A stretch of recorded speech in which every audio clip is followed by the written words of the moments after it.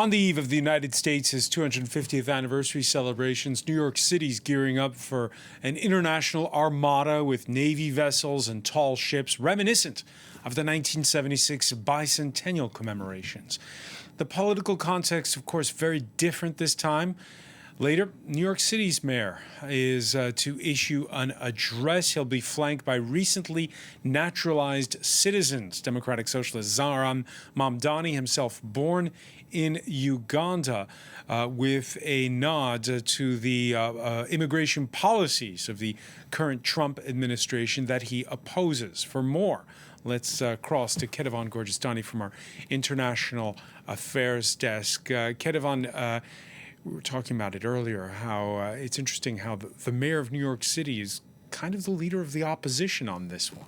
Yes, Zohran Mamdani is the rising star in the Democratic Party, also a rising star in how to deal with Donald Trump when you are a Democrat. And I think the two speeches, Zohran Mamdani very soon, and then later Donald Trump at Mount Rushmore, will give two very different visions of what it means to celebrate America and what it means to be American. And you mentioned the fact that Zohran Mamdani is going to be flanked by recently naturalized American citizens. He's going to be sitting at the desk used by George Washington in New York City's City Hall. He is himself for his first inauguration in 1789. Exactly. And so Zohran Mamdani himself, a naturalized citizen in a city that prides itself on its diversity, the fact that it is built and made by immigrants. And if his statement to the New York Times just a few weeks ago is anything to go by, you will have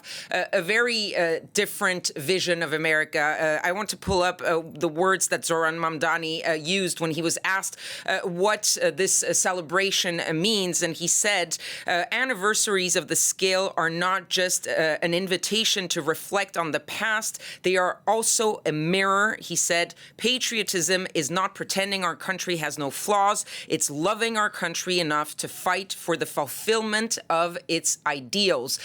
Contrast that to something that we will likely hear from Donald Trump, which is that he has made America great again, that America is in its golden age, and that really America is better off now with Donald Trump and with his policies, making it very political, making it about himself and not so much looking at what has been successful and what still needs work on. So you're going to have really two very different visions of America from these two men who actually, oddly enough, get along pretty well. They have met twice, and it hasn't gone down as we would have expected.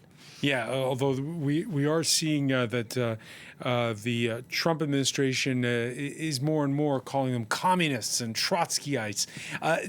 There's obviously this polarization of politics between left and right, which is perhaps more pronounced than in recent years. There's also kind of a polarization when it comes to even organizing the event. What is this? We have two party planners for July 4th? Absolutely. We have two party planners, two organizing committees, because initially, obviously, when you're celebrating 250 years of existence of a country, you don't start organizing 6 months before. There was what is called America 250. That was a committee that was created 10 years ago by Congress. It was meant to be a bipartisan committee made up, yes, of lawmakers, but also of just regular citizens. And this was done to really celebrate America in all its diversity and everything it has to offer. So that was the original organizing committee. And then Donald Trump returned to the White House. And last year, he started Freedom 250 by an executive order. They're the ones, for example, who organized the UFC fight on the White House South Lawn for Donald Trump's birthday. They are also the ones behind the images that some of the images that we saw earlier of that great American state fair that is happening on the National Mall. But there's not just division politically, because one is basically run by the White House and the other one is meant to bring all Americans together. There's controversy also about the funding of these two committees. America 250 is saying that they've only received $25 million of the $100 million that were allocated by Congress to organize those events. And they're saying that a lot of the money that they didn't get actually was taken away by Freedom 250. They're also saying that Freedom 250 is sort of trading donations in exchange for access to the U.S. president, things like that. There's also been a lot of criticism about how Freedom 250 is putting religion at the forefront, especially Christianity and white Christianity. If you remember, just a couple of months ago, they organized a big national prayer event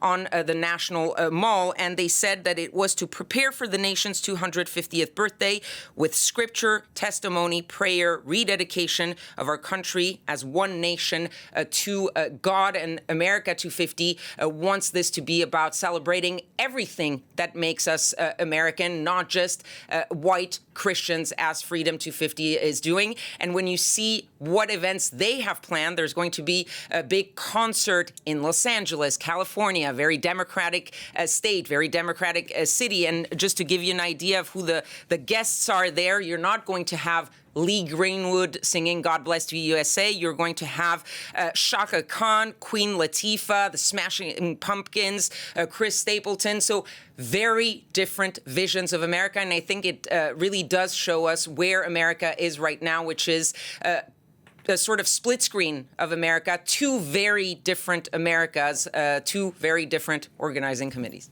All right.